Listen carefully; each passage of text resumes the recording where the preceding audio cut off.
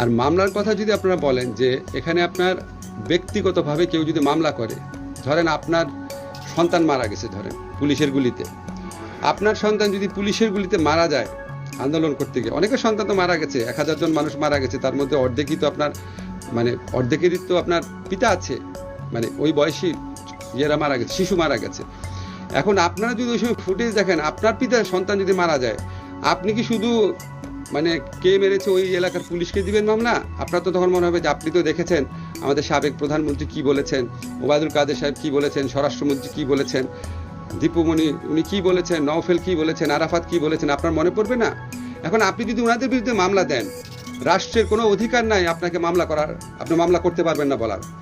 আমার একটাই করণীয় আছে, আমাদের পুলিশের কাছে মামলা হলে পুলিশ তদন্ত করবে, তদন্ত করে সুস্পষ্ট তথ্য না পেলে পুলিশ ডিসচার্জ করে দিবে। আদালতে যদি মামলা যায়, আদালত তদন্তপূর্বক এফআইআর নিতে বলবে। আমরা আমাদের যেটুকু করার, যে তদন্ত কাজে বা বিচার কাজে, সেখানে আমরা ডিউ প্রসেস বজায় রাখার আপ্রাণ চেষ্টা করব। এটা আপনাদের প্রতি আমার কমিটমেন্ট, ডিউ প্রসেস বজায় রাখার চেষ্টা করব।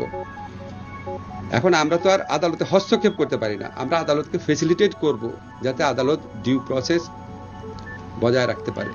আমি এমনকি এমনও শুনেছি কিছু কিছু জায়গাতে আদালতের উপরও আপনার চাপ আছে। এখন আপনি মানে স্থানীয় পর্যায়ে একজন খুব কুখ্যাত সন্ত্রাসী, যার অত্যাচারে 15 বছর মানুষ অতিষ্ঠ ছিল, তারা চায় যে এক্ষুনি তার বিরুদ্ধে মামলা নেওয়া হোক। আদালত তার সাধ্যমতো চেষ্টা করে এই সমস্ত চাপ এড়ানোর জন্য।